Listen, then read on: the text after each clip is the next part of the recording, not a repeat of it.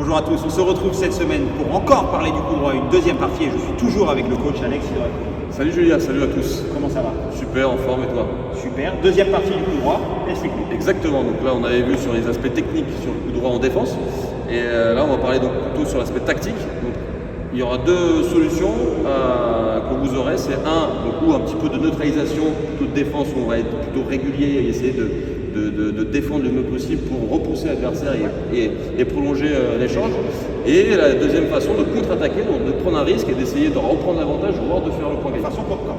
Un petit peu, parfois ça va être un peu plus risqué, mais il y a pas mal de joueurs l'utilisent aussi, ça peut être aussi une arme intéressante. Donc sur le coup droit d'abord de défense, on va dire où on va neutraliser l'adversaire, moi je vous conseille d'abord de jouer haut. Parce que déjà vous aurez du temps pour vous replacer, et sur une balle haute, c'est toujours beaucoup plus difficile de donner de donner de la vitesse et d'attaquer forcément. Et en plus de ça, si vous arrivez à trouver de la longueur, ça c'est l'idéal. Et donc là, vous optimiserez pour moi votre coup de défense. Et une dernière petite chose sur la zone à jouer dans ce coup-là, moi je vous conseille plutôt de jouer sur le revers de l'adversaire. Même si le coup revers il peut être meilleur, c'est toujours plus difficile, je trouve, d'accélérer sur une balle encore une fois haute qu'en coup droit.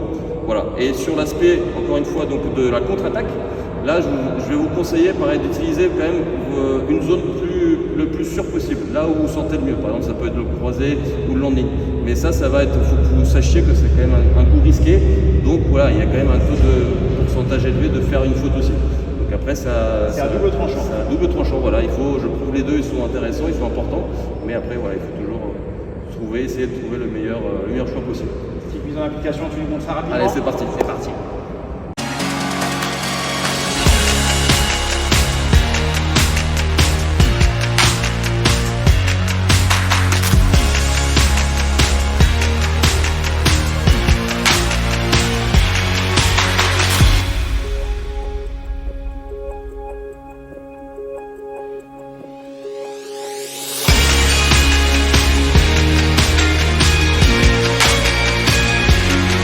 Voilà, c'est tout pour cette semaine. Merci Alex encore une fois pour tous ces petits conseils. Et donc, on vous donne rendez-vous lundi prochain pour un nouvel épisode.